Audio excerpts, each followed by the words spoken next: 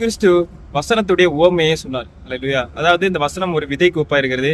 ஒரு மனுஷன் விதையை விதைக்க செல்கிறான், அது வழி அருகே பாதி விழுகிறது, பாதி கற்பாறைகள் விழுகிறது, பாதி முள்ளுள்ள இடங்களை விழுகிறது. அல்லேலூயா.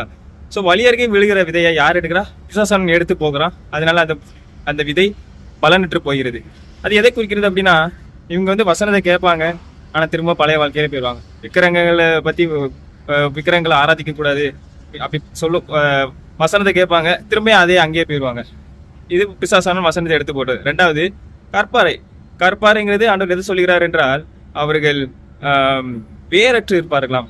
அல்லேலூயா. அதாவது வேறு இங்க வசனத்துல இல்லாம அந்த மற்றவங்க மேல, உலகத்தின் மேல வேறு இருக்கும். ஃப்ரெண்ட்ஸ், நிறைய உலக ஃப்ரெண்ட்ஸ் இருப்பாங்க. இப்போ வேறு உலகத்தின் காரியங்கள வேறு இருக்கும், இயேசு கிறிஸ்து வசனத்து மேல வேறு இல்லாது. அல்லேலூயா. அந்த வேரற்று போனதுனால அவர்கள் சோதனை காலத்துல பின்வாங்கி போவார்களாம். அல்லேலூயா. இது ரெண்டாவது. அடுத்து மூணாவது பாத்தீங்க அப்படின்னா, முள்ளுள்ள இடங்களை விதைக்கப்பட்டவர்கள். இவர்கள் பாருங்க, வசனத்தை வளர்றதுக்கு தான் ஆண்டவர் கொடுத்திருக்கிறாரு. ஆனா வசனத்துல வளராம முள்ளு வளருது. அல்லேலூயா. வசனம் வளர்ந்து செடியாகி மரமாகணும்.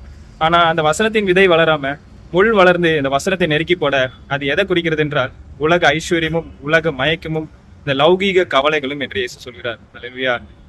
ஸோ நான் ரட்சிப்பட்ட டைம்ல நானும் அதிக கவலைகள், என்ன இது இப்படி இருக்குது, இயேசு கிறிஸ்து தானே இந்த உலகத்தை படைத்தவர், அப்படின்னா நம்ம இயேசு கிறிஸ்து ஏற்றுக்கொள்ளும் பொழுது நம்ம ரொம்ப பணக்காரங்களா இருக்கணுமே, இல்லை நம்ம இப்படி இருக்கணுமே அப்படி இருக்கணும் என்று. அல்லேலூயா. ஆனா அது முக்கியம் கிடையாது, அபிஷேகம் முக்கியம். அல்லேலூயா. உங்க அபிஷேகத்திலிருந்து நீங்க செய்யக்கூடிய ஒவ்வொரு கிரியையும் முக்கியம். அல்லேலூயா. அதுதான் ஆண்டவர் எனக்கு சொல்லி கொடுத்தாரு. அல்லேலூயா. விலை மதிப்பில்லாத ஒண்ணு ஆர்டர் கொடுத்துருக்காருன்னா அதை ரட்சிப்பு, அதுக்கப்புறம் அபிஷேகத்தை கொடுத்துருக்கிறார். அல்லேலூயா.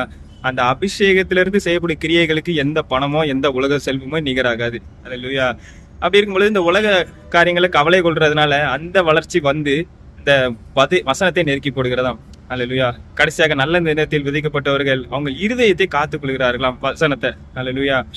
நன்மையும் உண்மையுமான இருதயத்திலே காத்து பொறுமையுடனே பலன் கொடுக்கிறார்கள். அல்லேலூயா. அதாவது உண்மையுள்ளவனாக இருக்கணும், நன்மை செய்கிற ஏக்கம் உள்ளவனாக இருக்கணும், பொறுமையுடனே இருக்கணும். அப்படியே இருதயத்துல வசனத்தை வச்சிருந்தீங்க அப்படின்னா அது வளர்ந்து மரமாகி ஆகாயத்து பறவைகள் உட்காரத்தக்கதாக அது பலன் கொடுக்குமாம். அல்லேலூயா. அதுதான் ஆண்டவர் சொல்லி கொடுத்தாரு. இன்றைக்கு அவர் வசனத்தை கேட்கிறவங்களா இருக்கிற நீங்க அதை எந்த அளவுக்கு மனசுல பதிச்சு வச்சிருக்கிறீங்க? கர்த்தர் தாமே எங்களை ஆசீர்வதிப்பாராக.